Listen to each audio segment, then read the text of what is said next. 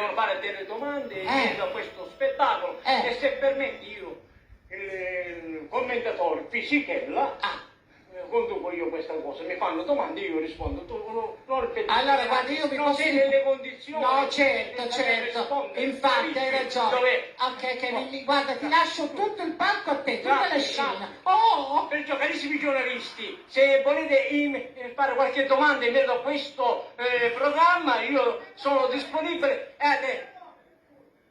Mario,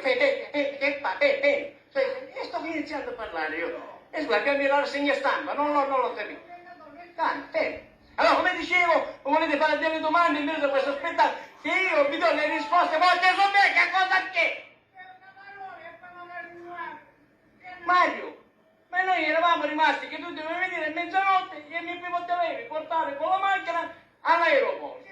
Quindi tu che ci porta? Io sto conducendo una cosa, devo dare delle risposte e tu vieni qua ad insultarmi. Basta. Allora, ma c'è, vieni.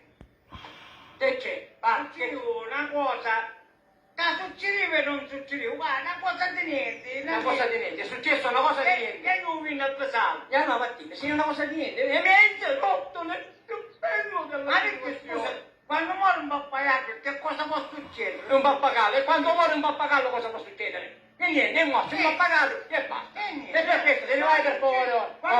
Vieni tu, non è succeduto niente. E ora, io stavo dicendo... Morto pappagallo. Ma quando pappagallo è morto? Loreto. Loreto? Cosa pappagallo? Il mio pappagallo. Che? Il mio pappagallo? Che come? Come pappagallo Loreto? Quello, un pappagallo parlante è morto. Ah, qua, sempre muto ieri, quello là. Come sempre muto ieri? Ma che cosa dici? Non ne hai disparare mai.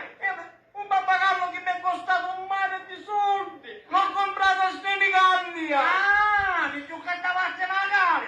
Lei lo cantava a casa mia, ci contava più picca. Senti Mario, per favore, non è che mi dici, io dovevo fare una rassegna stampa e tu mi stai cantando tanto. Non è successo niente, posso. No, ormai tu mi devi dire.